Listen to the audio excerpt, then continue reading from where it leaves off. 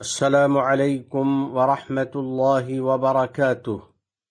جمعہ 16 ذوالقعدہ سن 1445 مطابق 24 مئی سن 2024 کے خطبے کا اردو میں خلاصہ پیش خدمت ہے۔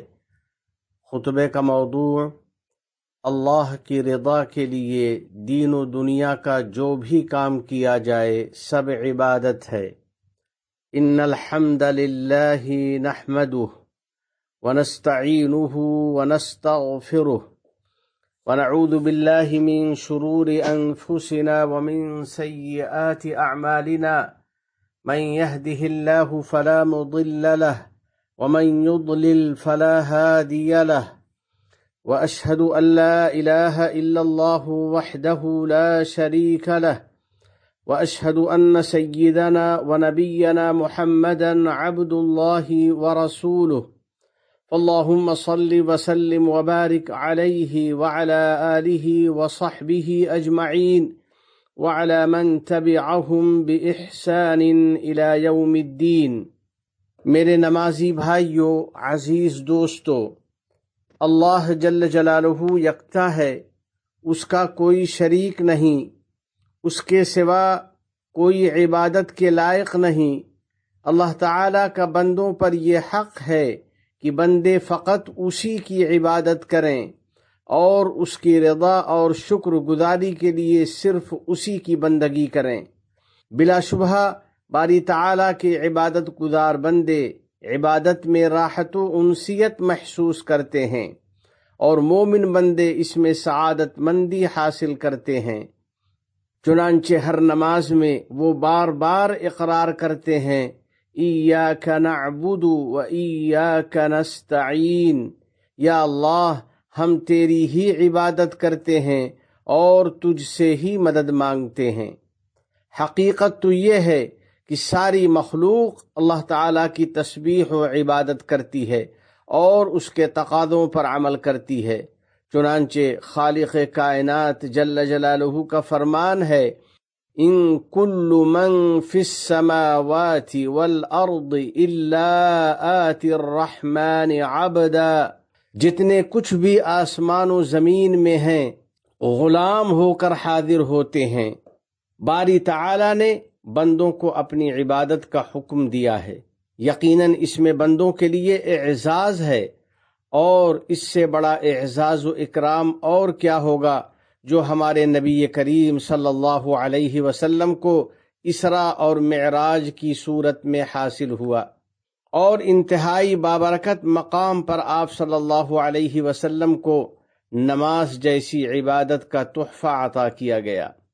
قرآن کریم کی بہت سی آیات میں مومنوں کو عبد اور عبادت کے عنوان سے پکارا گیا ہے تاکہ عبادت کے لیے ان میں مزید ہمت پیدا ہو اور اپنے رب کریم کی رحمت و مغفرت حاصل کرنے کی ان کو ترغیب ملے۔ رب ارحم الراحمین کا ارشاد ہے، قل یا عبادی الذین اسرفوا علی انفسهم لا تقنطوا من رحمت اللہ ان اللہ یغفر الذنوب جمیعا انہ هو الغفور الرحیم۔ آپ فرما دیجئے، اے میرے بندو جنہوں نے اپنی جانوں پر زیادتی کر رکھی ہے، تم اللہ کی رحمت سے مایوس نہ ہونا۔ یقین جانو اللہ تعالی سارے کے سارے گناہ معاف کر دیتا ہے، بلا شبہ وہ بہت بخشنے والا بڑا مہربان ہے۔ یقیناً جو بندہ عبادت کا مفہوم اور مقصد سمجھ لیتا ہے وہ اس میں لذت پاتا ہے، اور جو شخص کما حقہ اللہ کی عبادت کرتا ہے تو اسے عبادت میں حلاوت اور چاشنی ملتی ہے۔ بس اس پر عبادت کے عمدہ اثرات مرتب ہوتے ہیں اور اس کے اخلاق و کردار میں پاکیزہ اثرات ظاہر ہوتے ہیں۔ چنانچہ خدائے عز و جل کا فرمان ہے، وَعِبَادُ الرَّحْمَنِ الَّذِينَ يَمْشُونَ عَلَى الْأَرْضِ هَوْنًا، اور رحمان کے خاص بندے وہ ہیں جو زمین پر عاجزی کے ساتھ چلتے ہیں۔ کیونکہ بندے جب اللہ تعالیٰ کی عبادت و اطاعت کرتے ہیں تو ان کے اخلاق اچھے ہو جاتے ہیں، ان کی عادات پاکیزہ ہو جاتی ہیں، ان کی روح کو تسکین ملتی ہے اور ان کے دلوں کو راحت ملتی ہے، اور یہ سب عبادت کے قیمتی ثمرات ہیں۔ اللہ کے نیک بندو، میرے پیارے بھائیو، اللہ کی عبادت کا مطلب ہے اس کی تقدیس و کبریائی بیان کرنا، اس کے فرمان کی تعظیم کرنا، اس کے احکام پر عمل کرنا اور اللہ کی مخلوق کے ساتھ بھلائی کرنا۔ یہ وہ خوبیاں ہیں جن پر تمام آسمانی شریعتیں متفق ہیں۔ باری تعالیٰ کا ارشاد ہے، وَأَوْحَيْنَا إِلَيْهِمْ فِعْلَ الْخَيْرَاتِ وَإِقَامَ الصَّلَاةِ وَإِيتَاءَ الزَّكَاةِ وَكَانُوا لَنَا عَابِدِينَ، اور ہم نے وحی کے ذریعے انہیں نیکیاں کرنے، نماز قائم کرنے اور زکوٰۃ دینے کی تاکید کی تھی، اور وہ لوگ ہمارے عبادت گزار تھے۔ الغرض، عبادت ایک ایسا مجموعہ اور کل ہے جس میں کوئی تقسیم نہیں۔ چنانچہ عبادت یہ فقط نماز، زکوٰۃ، حج اور روزے میں منحصر نہیں ہے، بلکہ رضائے الہی کے لیے زندگی کا جو بھی کام کیا جائے، عبادت کا مفہوم ان تمام اعمال کو محیط ہے۔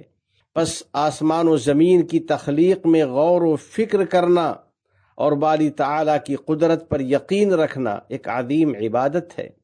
کیا آپ لوگوں نے اللہ جل جلالہ کا یہ فرمان نہیں سنا؟ وَالْأَرْضَ مَدَدْنَاهَا وَأَلْقَيْنَا فِيهَا رَوَاسِيَ وَأَنبَتْنَا فِيهَا مِن كُلِّ زَوْجٍ بَهِيجٍ تَبْصِرَةً وَذِكْرَىٰ لِكُلِّ عَبْدٍ مُنِيبٍ، اور زمین ہے کہ ہم نے اسے پھیلا دیا ہے، اور اس میں پہاڑوں کو جما دیا ہے، اور اس میں ہر طرح کی خوشنما چیزیں اگائی ہیں، تاکہ وہ اللہ کی طرف خشوع و خضوع کے ساتھ خوب رجوع ہونے والے ہر بندے کے لیے بصیرت اور نصیحت کا سامان ہو۔ اسی طرح بال بچوں کی اچھی تربیت کرنا، فیملی پر توجہ دینا اور ان پر خرچ کرنا ایک جلیل القدر عبادت ہے۔ ارشاد نبوی ہے، اجرا للذی انفقتہ علی اہلک، یقیناً اس درہم کا اجر و ثواب بہت زیادہ ہے جسے آپ اپنے اہل و عیال پر خرچ کرتے ہیں۔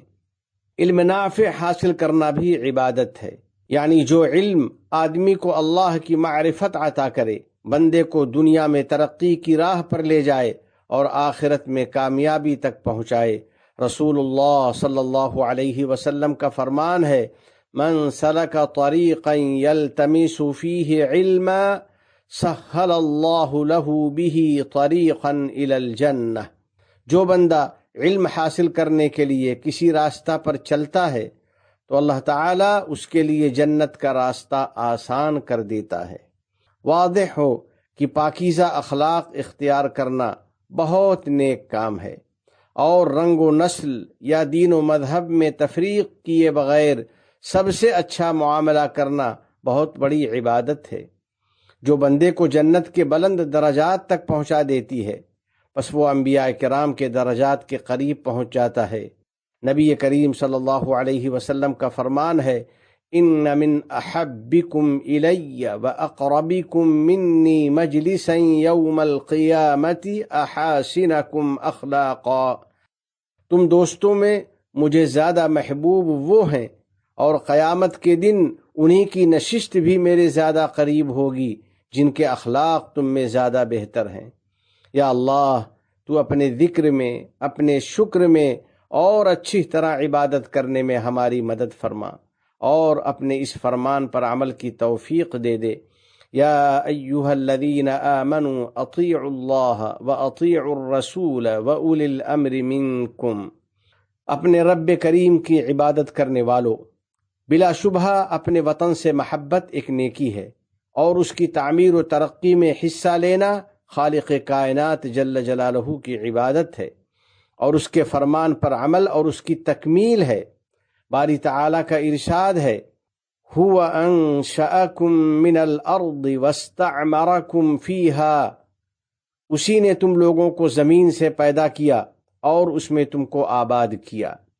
لہذا انسان کا فرض ہے کہ اپنے رب کے فرمان پر عمل کرے اور اپنے وطن کی تعمیر و ترقی میں پوری کوشش کرے، پس اپنے کام میں خوب محنت کرے اور پوری دیانتداری، مہارت اور لگن کے ساتھ اپنی ڈیوٹی انجام دے تاکہ اپنے کام کو اعلیٰ معیار کے مطابق پورا کر سکے اور اسے مکمل طریقے پر انجام دے سکے۔ پھر آدمی اپنے عمل کے دوران باری تعالیٰ کی محبت اور اس کی رضامندی کا طلبگار رہے۔ نبی کریم صاحب خلق عظیم صلی اللہ علیہ وسلم کا ارشاد ہے، ان اللہ یحب اذا عمل احدکم عملا ان یتقنہ، بلا شبہ اللہ تعالیٰ کو یہ بات پسند ہے کہ تم میں سے کوئی آدمی جب کوئی کام کرے تو اسے خوب اچھی طرح انجام دے۔ پس جس آدمی کو بھی اللہ تعالیٰ نے موقع دیا ہے اور اسے کوئی ڈیوٹی یا ذمہ داری ملی ہے، اس پر لازم ہے کہ وہ اپنی ڈیوٹی عبادت کی نیت سے کرے، رزق حلال کی تلاش کو اپنے خالق کی قربت کا ذریعہ سمجھے، اپنی ذات اور اپنی فیملی کی ضروریات پوری کرنے کی نیت سے کام کرے۔ ایک بار ایک صحابی نبی کریم صلی اللہ علیہ وسلم کے پاس سے گزرے جن کے بدن پر محنت و مشقت کے نشانات تھے، تو صحابہ کرام کہنے لگے، یا رسول اللہ، کاش اس کی محنت و مشقت اللہ کے راستے میں ہوتی۔ تو آپ صلی اللہ علیہ وسلم نے فرمایا، ان کان خرج یسعى على ولده صغارا فهو في سبيل الله وان كان خرج يسعى على ابوين شيخين كبيرين فهو في سبيل الله وان كان يسعى على نفسه يعفها فهو في سبيل الله۔ اگر یہ شخص اپنے چھوٹے بچوں کی پرورش کی غرض سے محنت کرنے نکلا ہے تو اللہ کے راستے میں ہے، اگر اپنے بوڑھے والدین کے لیے محنت کرنے نکلا ہے تو یہ اللہ کے راستے میں ہے، اور اگر اپنی عزت نفس کی حفاظت کے لیے محنت کرنے نکلا ہے تو یہ اللہ تعالیٰ کے راستے میں ہے۔ خلاصہ یہ کہ رزق حلال کے لیے بھاگ دوڑ دنیا داری نہیں بلکہ عبادت ہے۔ میرے بھائیو، غور فرمائیے کہ کس طرح نبی رحمت صلی اللہ علیہ وسلم نے وضاحت فرمائی اور اپنے اصحاب کے لیے بلکہ ہم سب کے لیے عبادت کے مفہوم کی تصحیح فرمائی۔ پس ہر ملازم کو اپنی ملازمت میں اور ہر کارکن کو اپنے کام میں یہ سوچنا چاہیے کہ وہ اپنے رب کی عبادت میں مشغول ہے، اور یہ کہ اس میں کسی طرح کی کوتاہی یا تاخیر پر اللہ کے یہاں پوچھ گچھ ہوگی۔ اسی طرح بیماری وغیرہ کی سرٹیفکیٹ کے ذریعے ڈیوٹی سے بچنے کا بہانہ بنانے پر پکڑ ہوگی۔ جب آدمی کے اندر یہ شعور پختہ ہوگا اور دل میں آخرت کی پکڑ کا خوف ہوگا تو وہ اپنی ڈیوٹی میں ایماندار اور مخلص ہوگا، اپنے کام سے اپنے رب کی رضامندی کا طلبگار ہوگا، اور اپنے معاشرے کے فائدے کا اور اپنے وطن کی ترقی کا خواہش مند رہے گا۔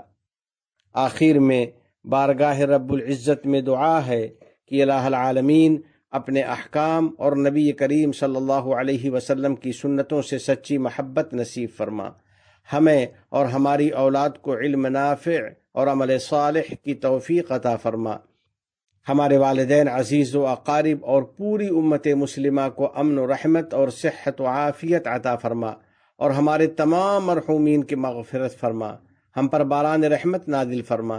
اس ملک کے صدر ذی وقار شیخ محمد بن زائد، ان کے نائبین اور ان کے ولی عہد کو توفیق و عنایت اور صحت و عافیت عطا فرما۔ یا اللہ، شیخ زائد، شیخ مکتوم، شیخ خلیفہ بن زائد اور دیگر مرحومین شیوخ پر رحمت نازل فرما۔ اس ملک کو دین و شریعت، علم و ثقافت، عزت و احترام، تعمیر و ترقی، صفائی و پاکیزگی اور حسن و جمال کا وطن بنا۔ متحدہ عرب امارات اور عالم اسلام سمیت پوری دنیا کو امن و امان کا گہوارہ بنا۔